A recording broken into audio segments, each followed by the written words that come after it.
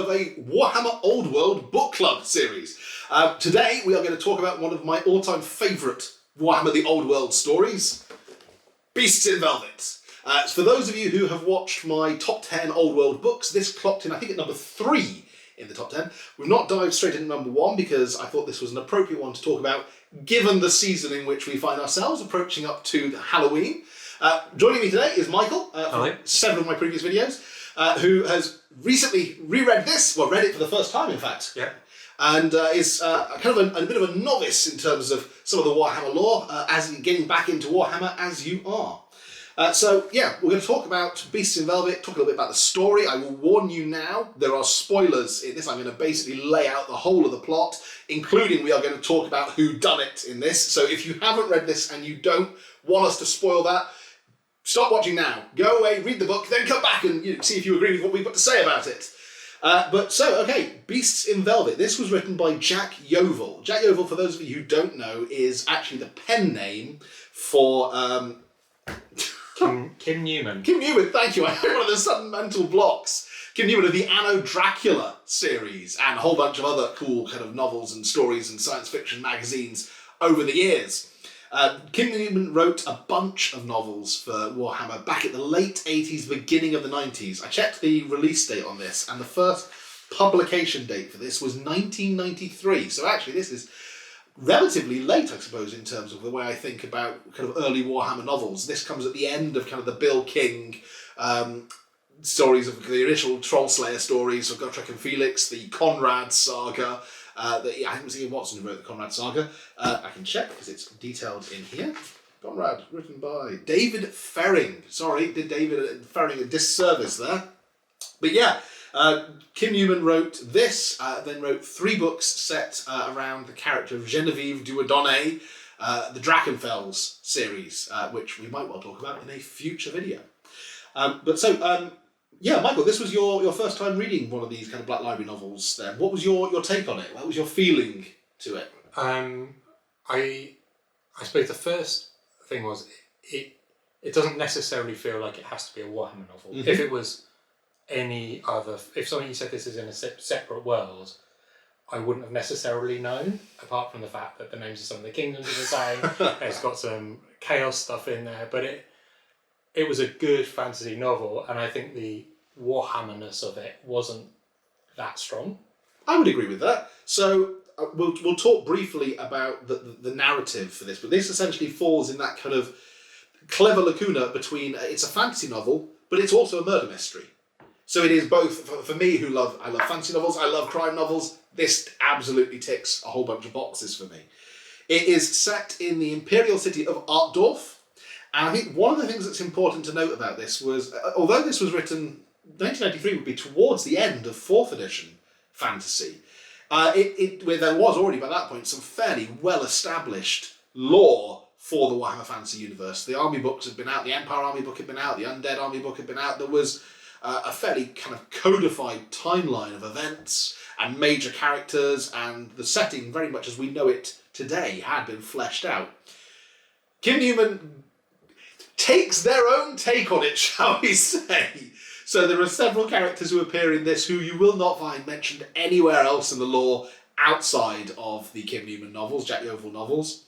And also even down to some of the geographical locations that feature in this just don't exist in the rest of the lore.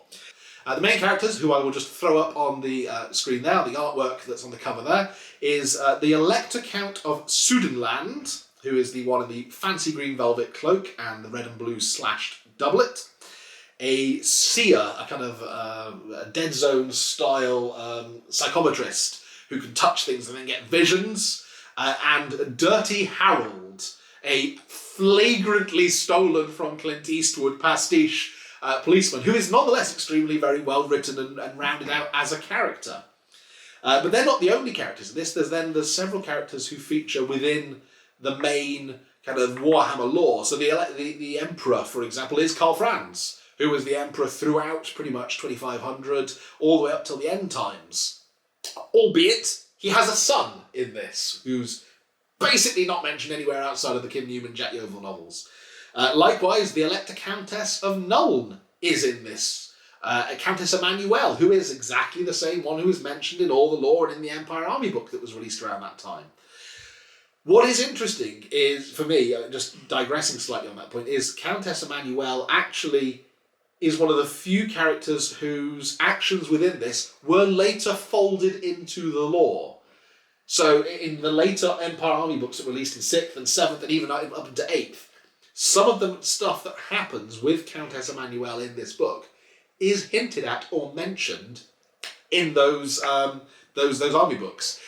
What's quite nice to see, as somebody who loves this book dearly, is some of the characters, in particular Dirty Harold and the Seer, both make appearances in the most recent Cubicle 7 Warhammer Fantasy Roleplay supplement for Artdorf. So I've got that book, it was a gift from a friend, and yeah, it was beautiful kind of turning through it and going, oh my god, look! There is actually NPC rules for if you want to have Watch Captain Dirty Harold, or if you want to have this seer from the Temple of Sigmar as one of the NPCs that your players can go and consult. They are there in the book, which I think is really cool. And a lot of the locations that are mentioned in this book are then added into kind of the Cubicle 7 map of Artdorf, fleshing out the scene and kind of bringing this vision of Artdorf through into kind of the modern version of the Warhammer Fantasy lore.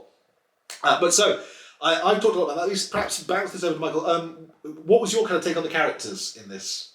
Pretty well. I think Dirty Harold stands out very much a copy of Dirty Harry, down to having the exact same lines as the Dirty Harry movie. So there's a few in there, like the classic one where he shoots some guy and it's because he's running down the road naked. Someone in the comments will have the exact quote, but like it's in there, the exact quote. It gets him with a throwing knife or whatever. The throwing knife as well is made by the famous dwarven smith Magnin. This isn't just any throwing knife, it's a Magnin throwing knife, the largest type of throwing knife ever produced. It can take your head clean off. Yeah, I mean, he doesn't hold his punches in that regard. So he was great. I think you've got one of the things about it's got but it's got many really familiar fantasy tropes in it, and not just fantasy tropes, but detective tropes. So you've got Dirty Harry, you've got the Seer, you've got the corrupt police captain. You've got the grumpy, wise, bitter old veteran, and I think it manages to have those well-trodden stereotypes, but it doesn't feel boring or because he's got his own humorous spin on it. It's not just a mockery of those characters, and it's not a boring. Oh, we've seen all this before, but it is. There's a lot of things where you're like, oh, he's done this and he's done this, and I think there's a lot in that which I found quite funny. Yeah, I would agree with that. I would say perhaps that they are familiar characters, without necessarily being just stereotypes.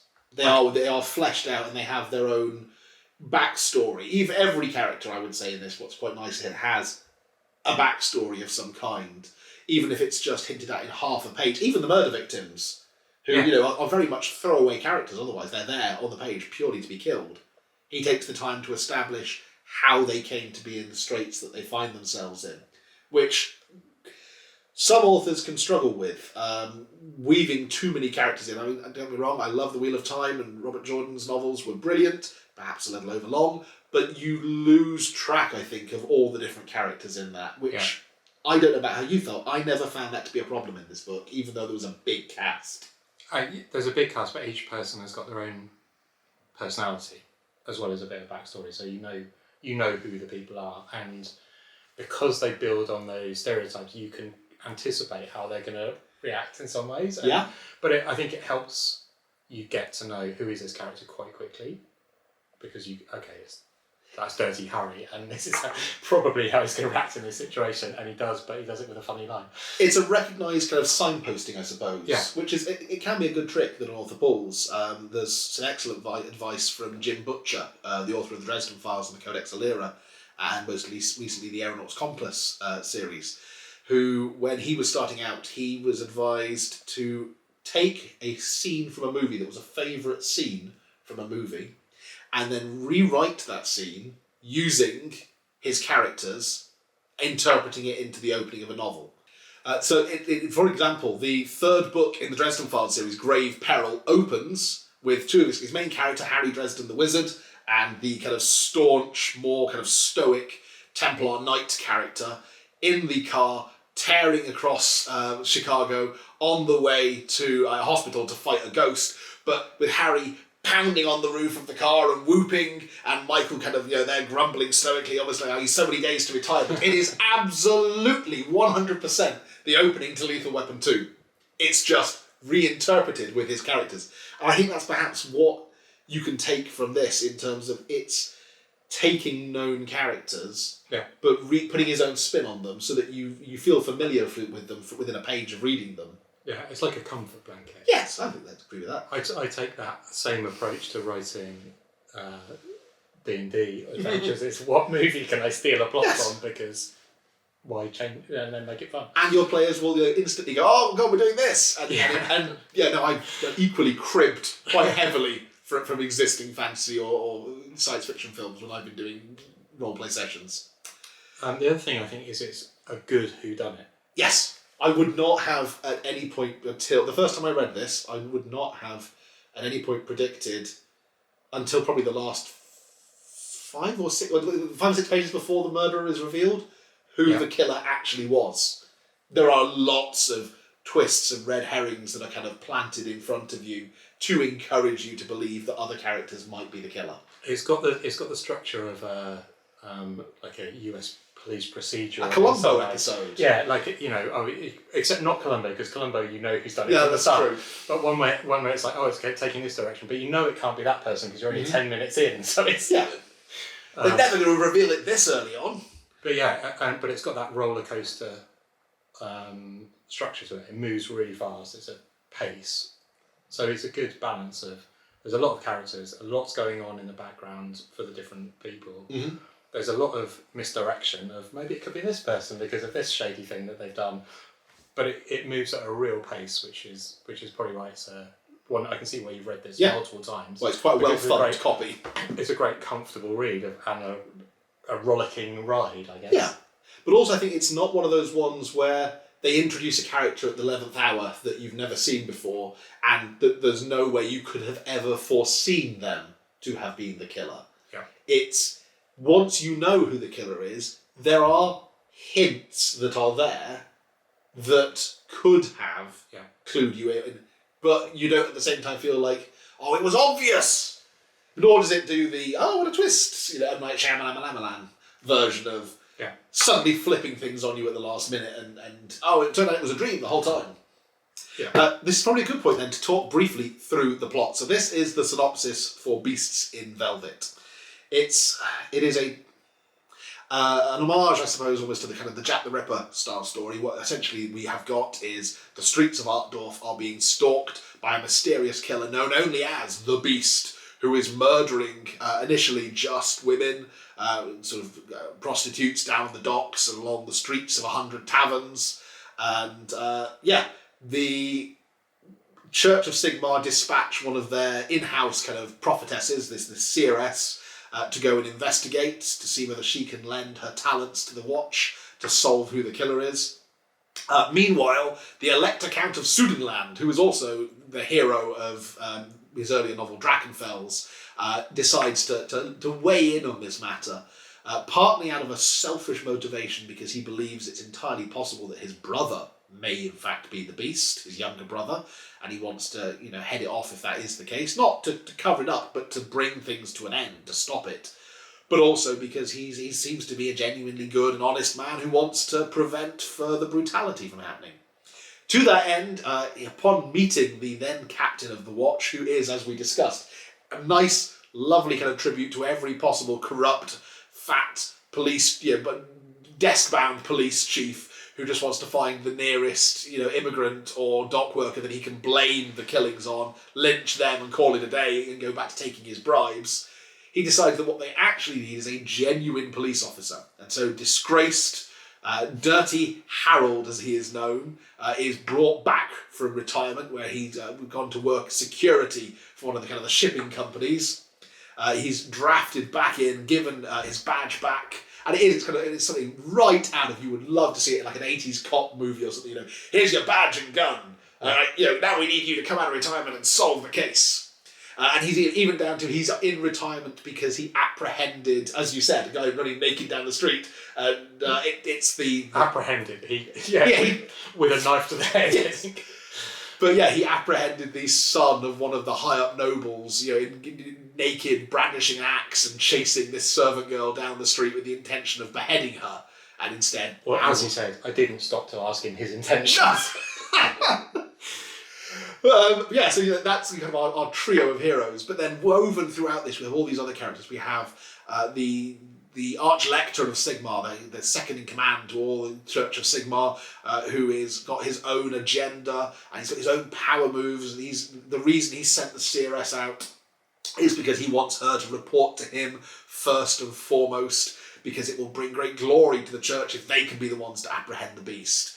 You've got the Emperor of all of the human empire. He's asked the Elector of Sudenland to basically tutor his son. He's kind of taken the Emperor's son under his wing after the events that happened in the Drachenfels novel.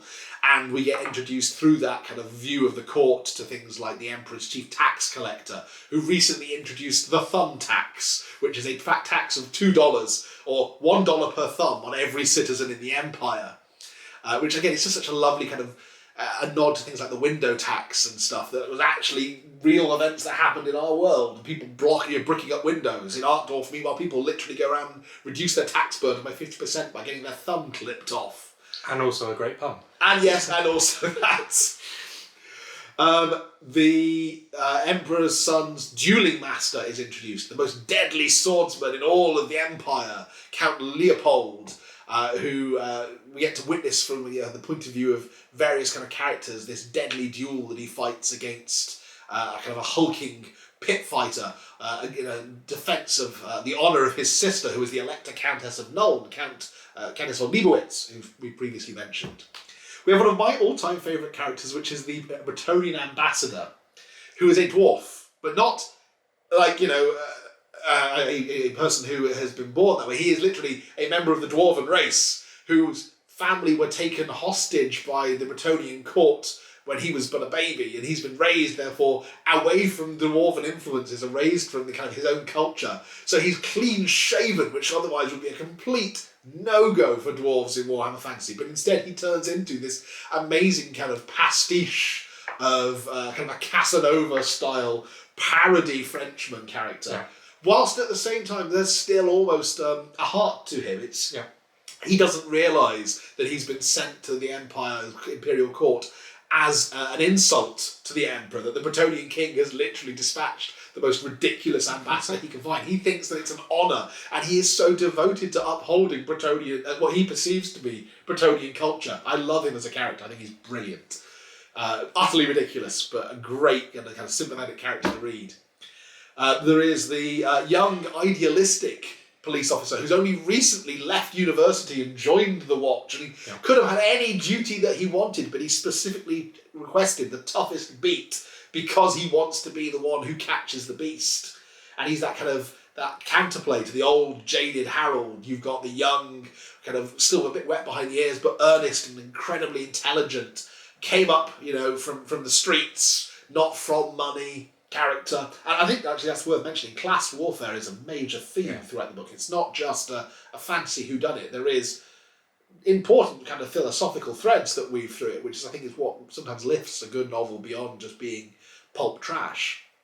But so into this kind of melange of characters throughout the mists of Artdorf stalks the beast, murdering women, assassinating characters, and at every turn we're hinted at maybe it's this character, maybe it is the Elector's younger brother, who is called Wolfgang, or Wolf for short, who was for a time corrupted by chaos and was part of a pack of Chaos Knights that was rampaging around the Empire until his brother and their old kind of retainer redeemed him, and through the retainer sacrificing his own life in a sort of selfless gesture, purged the Chaos taint from him, allegedly. And therefore now he's kind of been returned to this youthful, innocent state. And thus brought by his elder brother to the imperial capital to go to university. I'm sure, we all remember our university days, those who went, and they were a time of purity and chasteness, and not at all drunken debauchery, which is what he spends much of the rest of the book doing. But he therefore has these drunken hazes where he doesn't know himself if he is the killer. And throughout this, the beast is portrayed as kind of a point of view character, where we as the readers are asked to view the story through the beast's eyes and perhaps taste a little bit of the forbidden fruit that character is indulging in, and understand a hint of their motivations. And the velvet itself in the title plays an important role. You can see, as I said, in the cover art, the Elector Count of Sudenland wearing this green velvet cloak, which, again, nowhere, anywhere else in Warhammer fiction does this feature. It's purely an invention of Jack Yeovil. But all the Imperial Court at the time, this is the trend. If you are a courtier at court, you are draped in green velvet, even down to the Emperor walks on like a green velvet carpet as opposed to a red carpet. It's a lovely little kind of twist. And the implication of the title being that the beasts in velvet themselves are the nobility, this noble class that oppresses the working classes and who view them as little more than kind of serfs and cattle. And there's a whole other subplot with the chaos infiltration. Oh God, I've forgotten that. And they're trying to create a communist insurgency, yes, basically to disrupt the empire and make it easier for the chaotic incursions. And that's it. They're trying to literally start a civil war, a class war between the oppressed kind of working classes of the city and the nobility and their armies, because that will leave the empire riven with strife. The idea essentially that socialism is an act, anarchism, I suppose, is an act of the chaos gods, which does make sense when you think about the concepts together. But it's what again and again makes me feel like this book was written in the 80s and not the 90s. It does feel like that reaction to kind of Thatcherism, rather than the kind of John Major style late term conservatism that came before New Labour. Yeah. But no, it's very much. I think it's a British book as well. You can tell from the flavour of it. Very much so. It is written by somebody that was living through the UK at that time, and the themes that it deals with do tie into kind of what perhaps Jack Yeovil had lived through in the intervening prior period. Yeah, and I think the mix of humour and like the confidence or comfortableness, just throwing more humorous elements in, is, I think, stereotypically British. There's elements of Pratchett. 2000 AD is what it reminded me of. Yes, that's true. Yeah. It's the sort of story that I could easily imagine have been kind of illustrated in the same kind of vein as Slain or the Judge Dredd stuff. I feel like it could have fitted easily into the pages of 2000 AD. But it's interesting that you mentioned Pratchett, because I had to go away and check. Dirty Harold, the more I read Dirty Harold, the more I got an inherent Sam Vimes-ness from him. Like his commitment to the purity of the law is the same way that Pratchett wrote Sam Vimes. That world-weary, not downtrodden, but perhaps just stood upon and refusing to be trodden down, gritty character. It screams like something that you'd expect from the pages of Pratchett. So I had to go and check when Guards was published. And Guards was published like nearly 7 years before this. Guards was, I think, 1988. So 5 years before this. So whether or not perhaps Jack Yeovil was knowingly or unknowingly tapping into that Sam Vimes-ness, I don't know. I don't know, but the mix of humour and social commentary, I think, is very Pratchett. Yeah, it is. I suppose that British dry take on fantasy as a way of mirroring society.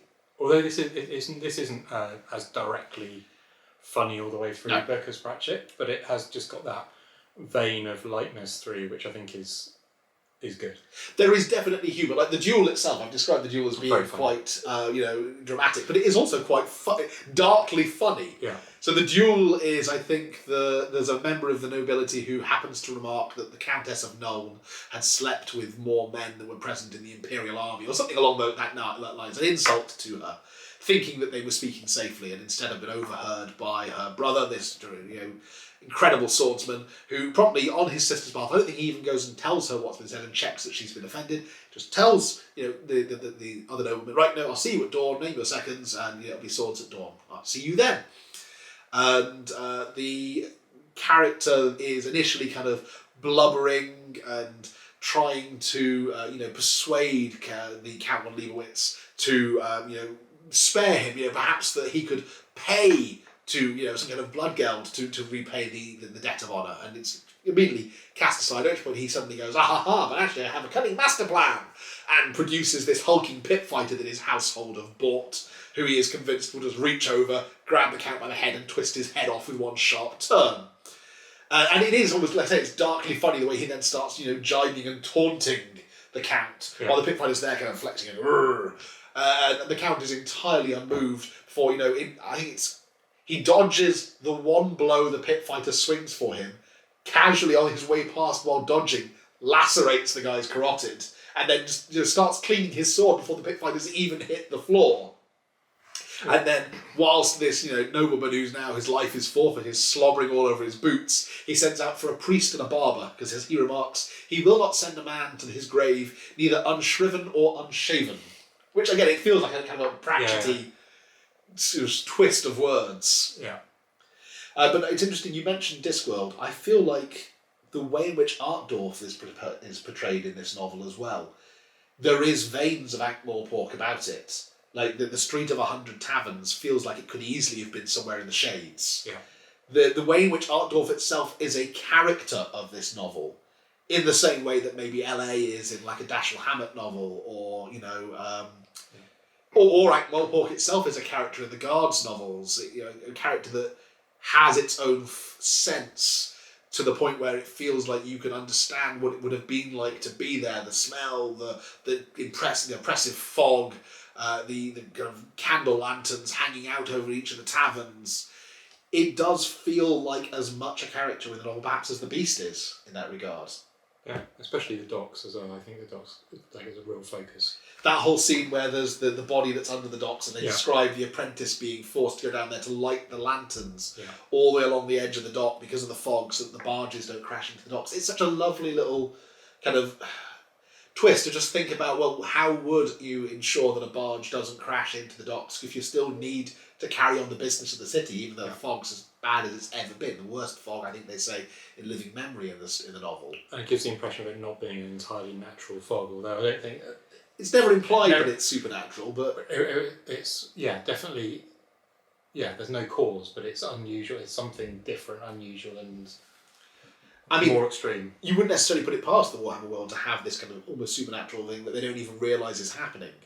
Yeah. But you mentioned, I'm going to go back to just the socialist characters, the insurrectionists. Yeah. Again, I think it's just a lovely twist of having, you've got the epic poet who is determined to write ballads, to inspire them to rally to the banners. It's like something out of Les Miserables, but it's done perhaps with a hint of tongue-in-cheek. Von Clausewitz is the name of the poet, and he does actually appear in a few of the other Jack Yeovil novels. But I particularly like his reaction to one of the other characters being killed by the Beast, ostensibly. And he goes, his instant reaction is, I shall kill myself. And then, because of course we all know that's never going to happen. No, instead, I shall dedicate my life to her and write nothing but poetry about her. No, even that would deny the rest of the world my talents. I shall instead pen an homage to her, and then the rest of my poems will be dedicated to her. And then he never mentions that character again, and just immediately continues to throw himself into the drama of the whole thing. I think perhaps we all know people who are, if not entirely like that, but are drama queens to the same degree. The other character I like that you haven't mentioned is the other ambassador. Was it the ambassador? The Oriental one. Was it the ambassador from him? Yes, who, again, I suppose this is the Cathayan ambassador. Cathayan ambassador, yeah. And this is, I think, at this point, Cathay had been mentioned briefly in the Warhammer lore, but it wasn't fleshed out. Cathay, as it is described today, things like the Total War, Warhammer Total War video game and stuff, with the legions defending against chaos behind this massive great wall, all of that originates to a degree in the way in which Jack Yeovil describes Cathay from the point of view of that character. Yeah, but anyway, he's a great character, and then has also got a lot of hidden... He's the spy. Yeah. Going back to those tropes. But he's got some hidden depth as well, and he ends up having a So he's not actually the ambassador. He's the replacement ambassador. Who killed the real ambassador and has been living in Altdorf for the last 2 years or something, but pretending no to be one's the ambassador. ever going to question. Because he's the Cathayan guy who's turned up and said, presenting papers to say, which are all written in Cathayan, which nobody else reads, to say he's there from from the Monkey King, as he's described in this. I think they call it the Dragon Emperor in later Warhammer lore. But no, down to things like he has an alternative name for Zinch. Yeah. Or Tsin, which I love the idea that you have different... the regional Well, why language. wouldn't they? Different cultures would have different names. That came up later in some of the later Realm of Chaos books, like the Chaos Army books, when they looked at all the different Chaos tribes and how they viewed the Chaos gods in different ways, which I think is a cool thing. But again, Jack Yeovil's the originating point from that. But it is, as we've been talking about all the different characters, it's very impressive, as we said at the beginning, how many of those characters are in what's a very short book. Yeah. And have those personalities that you remember. I think that is probably the standout thing I took from it, is the character building. I would agree. I think that's something that he's very gifted at, is creating a character, giving you just a few lines of backstory, but not even in terms of exposition. Like lines of backstory. So the first victim that we meet in this novel is a formerly beauteous but now hard up on her luck prostitute by the name of Marguerite Reichmann, I think her last name is, or Reichmann. Quickly check. Literally, she appears in the very first page.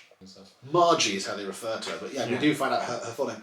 But it just instantly slips in that things like it makes mention of her missing eye, which it then references that Ricky took out one night with a knife, and then later on you find out after she's been killed that actually Ricky disappeared, but it's because she killed him. Yeah. That the knife that she's been using and brandishing actually, it turns out, is the murder weapon that was used to kill the guy who took her eye. The depth of character for somebody whose purpose is to be the first body on the page. Which is makes you care more about the stakes. I suppose. Yeah, exactly. But so I'm going to quickly run through all the various suspects that are raised in this book. So it is implied, of course. It's nearly everyone we've talked about. Okay. So it is hinted throughout the pages of the book that first of all, the Emperor of Sudanland's younger brother is the killer.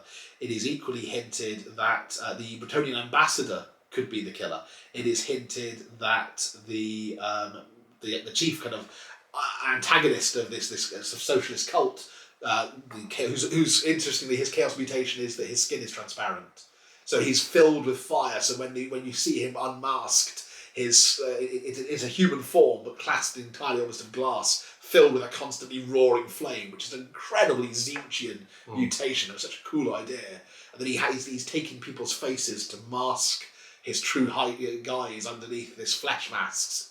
Total horror story stuff. But again, hinting that perhaps he's the person behind this.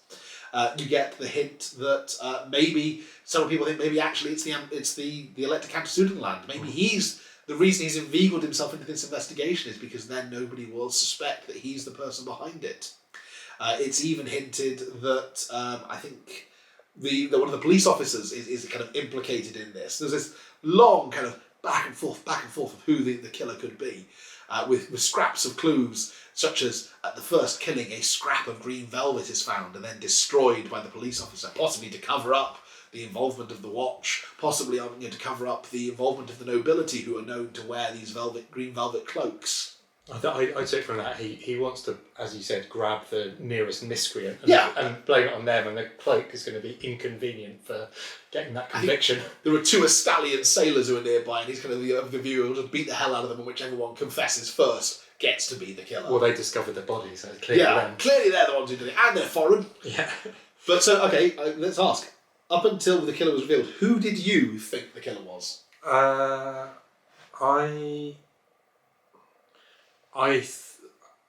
thought that all of the people that were being directed for were misdirections. When it got towards really close to the end, I didn't think it was the dwarf ambassador. I don't know. I thought it was going to be someone unexpected, but that's because I'm more familiar with the murder mystery process. I genuinely thought it was the ambassador. When they towards the end they reveal that the blows are struck in an upward fashion, and that the hem of the green velvet that was destroyed is muddy, whereas the cloaks on everybody else only come down to kind of mid-thigh. So why would it have been dragged in the mud unless it was being worn by somebody who was shorter? And at several points there are scenes where the Dwarven ambassador is cast acting in this kind of slightly sinister manner, forcing his way into Countess Emmanuel's chambers and, pressing his attentions on her in a most unwanted fashion. And there's an implication when you see things from the beast's point of view that the beast has always been left feeling like they weren't necessarily the thing they were supposed to be, that they were one thing, but they felt like they should be something else. And again, so when they had this kind of moment where Dirty Harold and the Elector suddenly go, oh my god, it's the ambassador, and the next page is the ambassador, almost kind of doing the thing. I'm like, yes, finally, that's who it really is. It totally took me in. Of course it's not. But I didn't know who it was. So I genuinely was like, I don't know who this is going to be. I thought there was, towards the end, there was a bit too much pointing towards the ambassador. And so that's why I was like, well, this is going to be one of those things where they pull the rug under it. Very much the push them towards the red herring as much as you can. I suppose I sort of conceded that, the rest of the book was so well written that why would he suddenly... But I also, so obvious. I'm not sure I also picked up on all of those details. Okay. So the real killer, and this is something I think that's one of the things that this book does that's quite clever as well. The real killer then is in fact, ready for it? Spoiler alert! It is Count Leopold. It is the Emperor's son's fencing instructor, the brother, we use the term loosely, of Countess Emmanuel, the Elector Countess of Nuln. He, in fact, is a girl. And it's the most horrendous reveal towards the end. I mean, down to you don't even necessarily understand what's going on at this point. There's an implication throughout the book that the Countess and her brother share lovers. And I always took it to just be that it was an implication that he was gay.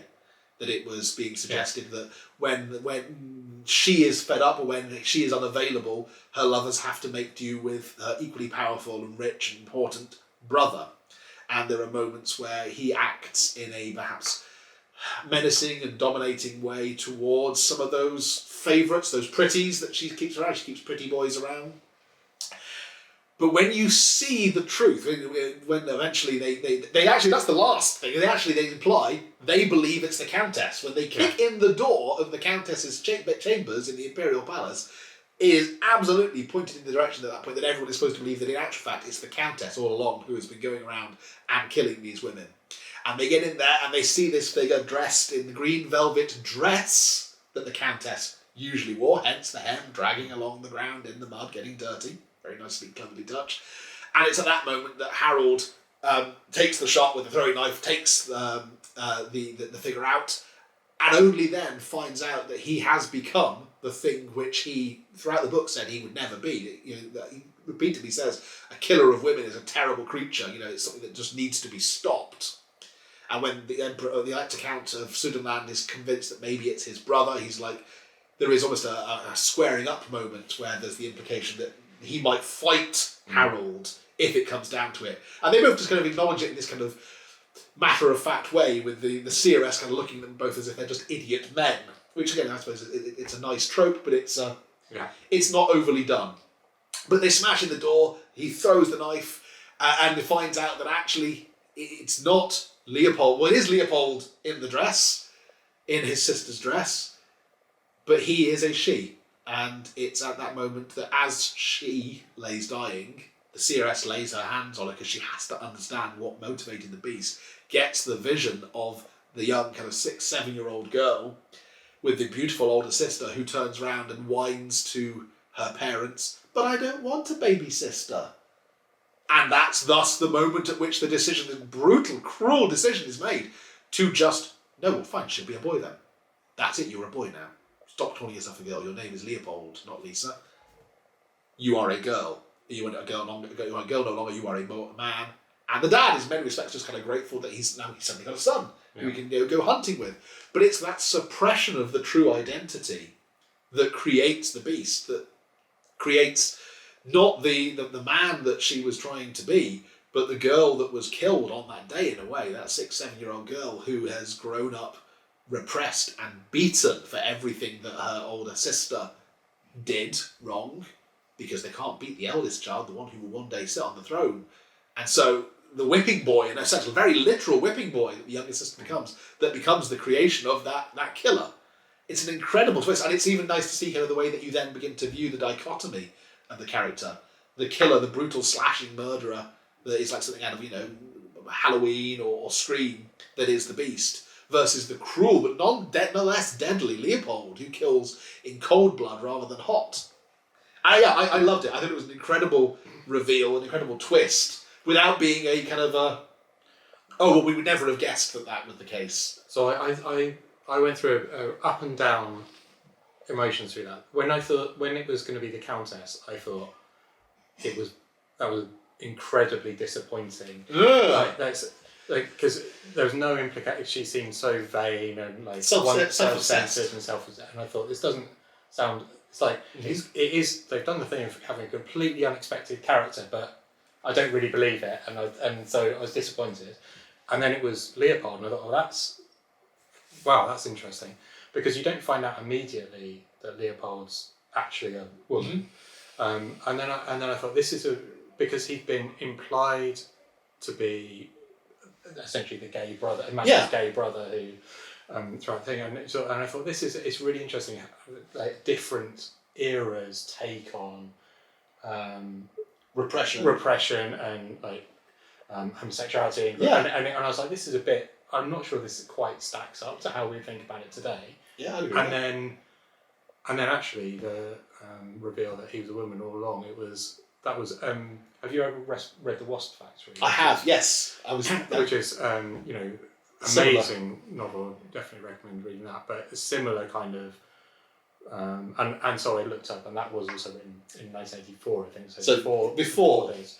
But I would be amazed if he hadn't read that, and there wasn't allusion back to that. Well, at the very least, a hint in the back of his mind as he was writing. Yeah. So exactly. So, but yeah, I definitely was when it was. The Countess, that's so implausible, and then actually, I think it was well resolved. But yeah, it is a book of the 90s, and I think some of the ways that played out might not be quite the same today. But yeah, I think it was great. It was a great roller coaster at the end. It was like that last was probably 10 pages of things that we talked about, but it was from them all being in the theatre, all the suspects. You think there's going to be another murder? Who's the chamber confrontation scene? You almost think exactly. Yeah, to the end was not very long. A huge amount happened. The only bit that's made it into kind of modern Warhammer lore, as I said, is the stuff in relation to Countess Emmanuel. It is actually featured in some of the later Empire Army books that Countess Emmanuel had a brother who was killed in a duel with Harold, a watchman from Altdorf. Interesting. So that Dirty Harold lives on in the history of Warhammer as a result of that. And it's exactly how the cover-up would happen. Yes, exactly, as it's portrayed as having happened in the book. Yeah. That everyone is confused as to why Count Leopold would suddenly get into a duel with a simple watchman, but nobody questions it. And he just carries on walking around being, yeah, sure, I killed him, what? What are you going to do about it? Exactly. Yeah. One thing I just want to quickly flash back and mention is one of the lovely little things I sometimes love in a fantasy novel is the last cryptic last-minute clue. So we mentioned the young idealistic watchman, and it is quite sad. He dies shortly before he gets to find. At least he gets to see the beast's true face, as it's actually referred to in the book, is that he saw the beast's true face before he died. But he dies crammed in the bottom of a beer barrel. The beast kind of slashes his throat, and as he's bleeding out, bundles his weakening form into a barrel, hammers the lid on, and leaves him there to bleed out in the dark inside the barrel. And in his last breath, he writes a cryptic message in his own blood on the underside of the cask. And I love the fact that they then, I spent ages, it's written as a series of numbers. 7305, and it's like, okay, well, what does it mean? What do the numbers mean? And the characters puzzle over this. No, what was it? They correspond to numbers less than the alphabet. I do love, from a mystery novel that features codes and ciphers and stuff, I think it's like a nice hark back to kind of the classic pulp era days of the Shadow and stuff that would feature those kind of cryptic messages to the readers in code. But even out of the Beast, laughing at them for viewing it as a coded message, because the Beast, upon getting a glimpse of the message, instantly understands what it means. Which is, if you flip it over, it spells out not 7305, but Leos, Leos Leopold. Yeah, I was infuriated not to get that. But yeah, It's getting very clever. Yeah. It's such a simple thing. Going back to what does the numbers mean? But because the author presents it to us in that way, we accept the premise that the characters were kind of focused on and ignore what is plainly in front of our face. Yeah. I think, like I said, looking back, when you start to look at the little hints, like the way in which Leopold wanted to be near the Elector, that suggestion that it's not merely an attraction, that it is almost the combination of that the Elector represents to Leopold, to the girl that Leopold would have been, the man she might wanted to have been with, to Leopold, the man he wishes he could be, the good, honourable man. It's a great kind of insight into the character. Well, it's a good conclusion to whodunit, which is at the end, it was a surprise, and yet when you look back, the clues are there. Yeah, I think which is the best way. The most satisfying way to read Yeah. it. Cool. Well, okay. I think that's probably a good place to finish. I hope you've enjoyed listening to us rattle on about Beast in Velvet. Let me know in the comments below if there's any other books from the Old World in particular that you think that we should have a read of and come back and chat about next. Thank you very much for watching in the meantime, and as ever, we will catch you next time. Bye for now.